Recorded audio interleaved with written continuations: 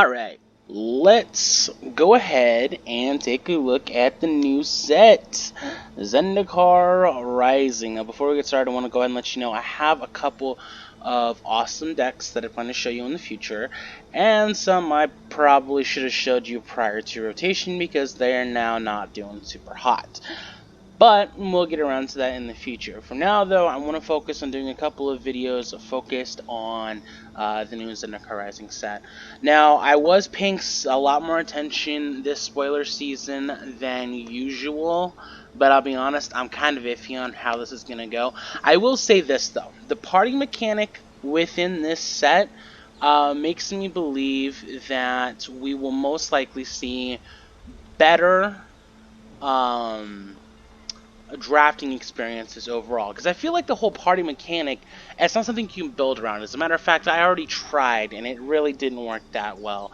But I feel like in the draft environment, if you focus entirely on like party mechanics, or possibly the sealed environment, we'll see here in a second, you can get some pretty cool spicy decks. So we're gonna go ahead and test that theory right now. Alright. Cool. I have a full art island. And let's go ahead and open some packs. First it's going to show us these 6 rares. And we have Morag, a Fury of Akum, which says each creature you control gets +1/+0 until for each time it has attacked this turn. And whenever a land enters the battlefield under your control, if it's your main, there's an additional combat phase after this phase. Oh my goodness, green-red is going to be off the chain in this season. Holy hell. We got Kaza, Royal Chaser, Flying Haste, tap the next instant or sorcery spell you cast this turn, cost X less, where X is the number of wizards you control as this ability resolves. So Wizard Tribal is about to become insane well, it already is insane in Pioneer if you know how to build it. We got this land here, which it looks like is just a generic land that allows you to store counters and then remove them to spend stacked mana for kicked spells. Not super interested. Let's see, we got Inscripted Ruin. It costs 3, but for a kicker of 4 more, choose one. If the spell was kicked, choose any number instead. So the options are target opponent discards 2 cards. Come on, dude, stop disappearing. Return target creature card with converted mana cost 2 or less from your graveyard to the battlefield, or destroy target creature with converted mana cost 3 or less. That's pretty cool. I could see me using that in a Pioneer deck. Well, I'll think more on that later. Because it reminds me of Kolaghan's command, that's why I say that. Soul Shatter. Each opponent sacrifices a creature or planeswalker with the highest converted mana cost amongst creatures and planeswalkers they control. So it hits a bunch of different stuff all at once.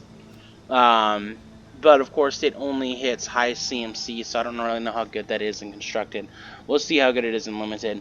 And finally we have Inscription of Abundance, which is 2 with a kicker of 1. This is another one, choose one, and if you kick it, choose many. Put 2 +1/+1 counters on target creature. Target player gains X life, where X is the greatest power amongst creatures they control. And target creature you control fights target creature you don't control. I have a feeling this is most likely going to be red-green. But let's find out, shall we? Alright, so here's some of the white cards that we have. Let's go with the theory of what red and green and start by looking there. So, got this Elemental Dog. Whenever land enters the battlefield under your control, gets +2/+2 until end of turn. When this is equipped, it has haste. When it dies, it deals damage equal to its power to any target. That's pretty cool.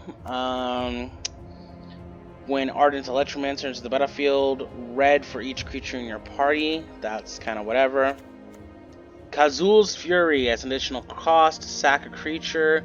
Does damage equals to power. Okay, so this is a toss, and then you can flip it over and make it a land. Gets +2/+0 as long as you control another warrior. Okay, cool, cool. We've got some warrior tribal stuff going on. We could go that direction.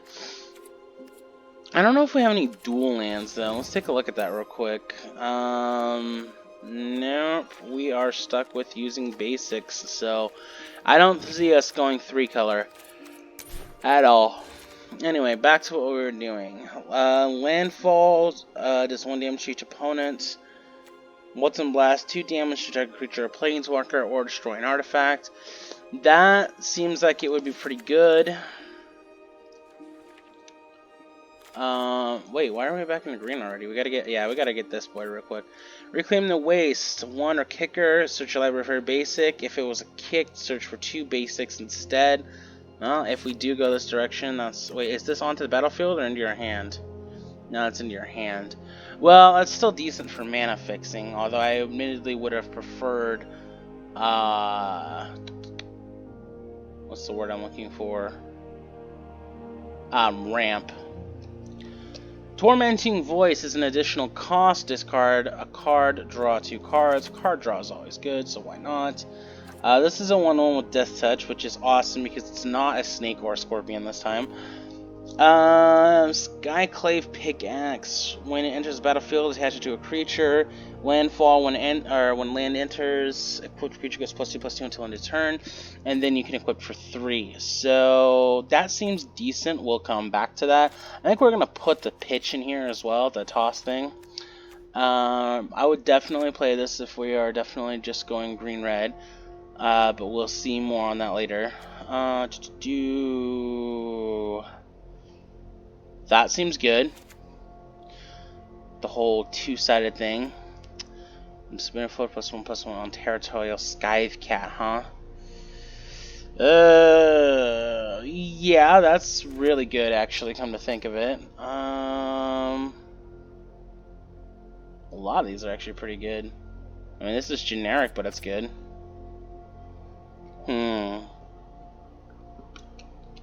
This is,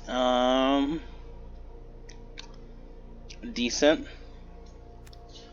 Let's see, if it was kicked, enters the battlefield 2 +1/+1 counters. Yeah, since we're already working with counters. And we'll just throw that in there to boot. Why not work on some life gain, you know? Oh, what's this? Top 5 cards of your library, reveal a creature card from amongst them, put it into your hand, put the rest on the bottom right. Okay, cool. Cool, more card draw. Not bad for red and green. I'm really digging most of these cards. I don't think we're gonna worry too much about that one because I don't see us working too hard with adventurers, but I do see us. I mean, there's no downside to this particular card. This pumps stuff, so why not?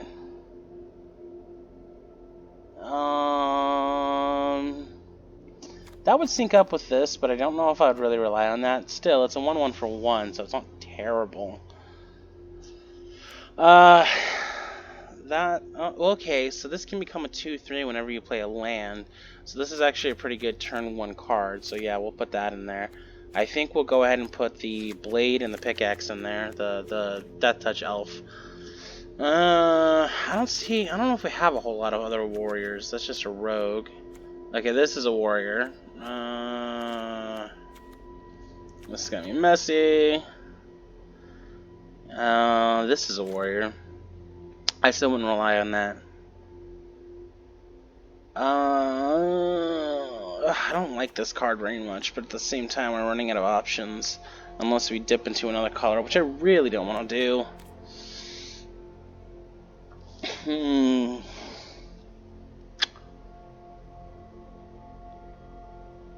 Well, let's see. We have a rogue, and we have at least one warrior. Yeah. Nah, this really isn't worth trying to mess with right here. These two are kind of hilariously on the opposite end of the spectrum. I would definitely put that in there. Just 2 damage to play. If it was kicked, it does 5 instead. Not really worth it at that point, though. Let's see, if you put you in, then we have a wizard for the party. It's kind of one of those things that could potentially temporarily give us some benefit. At the very least, she'll give us an extra mana to work with. So I guess we could put that in there. And then this troll warrior isn't the worst thing I've ever seen in my life either. Alright, cool. The only other thing we gotta worry about is fixing these lands because they are ugly and I have cool lands. 1, 2, 3, 4, 5, 6, 7, 8. 1, 2, 3, 4, 5, 6, 7, 8. And then, just to really switch it up, we're gonna go get to the much cooler looking, yeah, these forests over here. 1, 2, 3, 4, 5, 6, 7, 8, 9. 1, 2, 3, 4, 5, 6, 7, 8, 9. Because why not be cocky with your lands if you have the opportunity to be cocky with your lands? I don't know. Normally, I would consider going down a land, maybe two, but I don't really know, because, like, yeah. I suppose we should actually take a look at some of these other cards real quick, just to make sure we're not going the wrong direction here. But I don't think we are. Let's see here.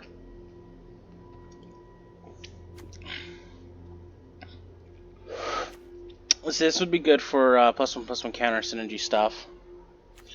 But we're not that deep into that, and I don't really know if we want to throw that in there.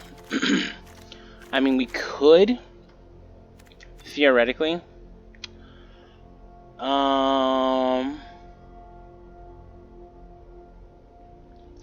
Yeah, because we could do this as well. You know, let's take a look and see what else we got. Does anything else here do +1/+1 counters? Deadly Alliance. That makes sense. I like how the art has the merfolk and the vampires in it.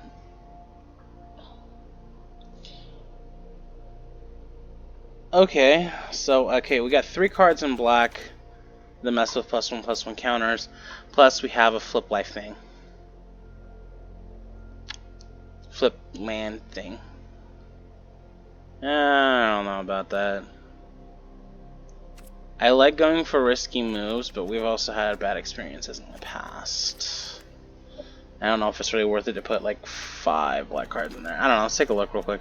Is there anything in here that is just straight up hot garbage? Probably.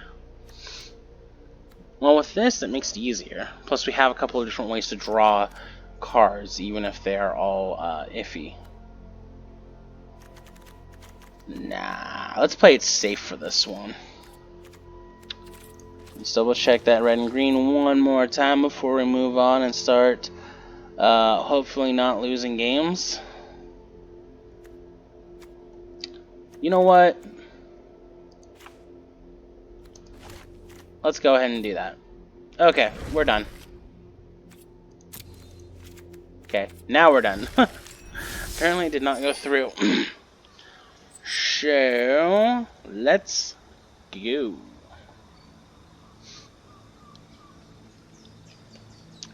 Look at this cool golem thing. It looks like if Karn was pimped out by Zendikar. Seriously, it does.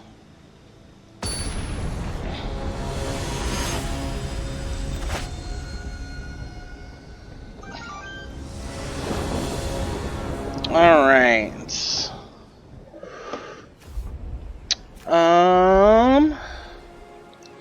This seems like a pretty capable hand. The only thing I don't like about it is that we don't have a turn 1 play. But there are worse things. So we'll keep it. And we'll go ahead and go land and pass. Aquum's Teeth. Okay.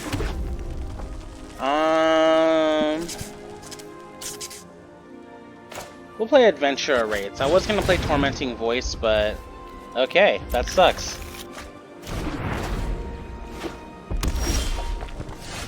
Okay, now we are going to play a Landfall Kitty Cat. because we will most definitely be playing lands. Alright, cool. Let's go ahead and play a mountain.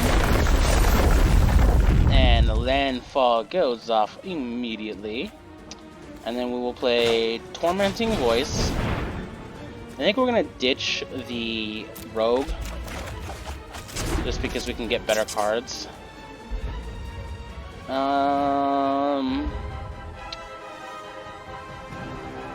I want to save this for later, because it could potentially be useful. But we will go ahead and put this down and give it to the kitty. And wish we had done that before the line. What is up with this music? Like, they went like full-on Hollywood adventure story up in here.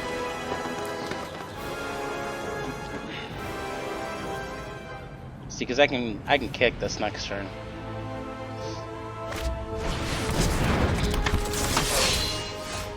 And I do believe I will. Alright, now I'm gonna go ahead and play Forest. Yes, landfall. And we're gonna kick this.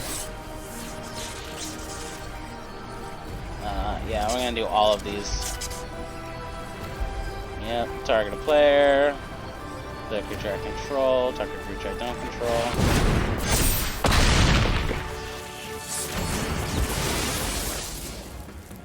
And now we attack. Take that. We might be able to just straight up bag this next turn.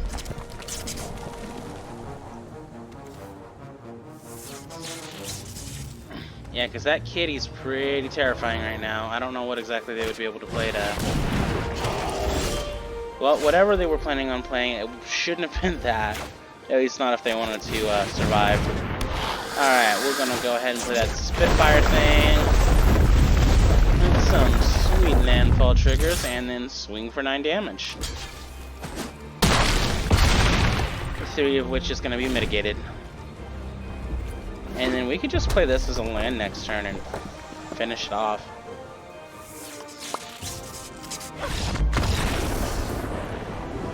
Don't even have to do that.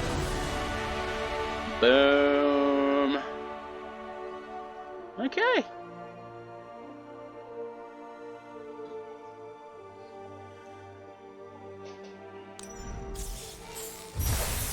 Alright, cool. Well,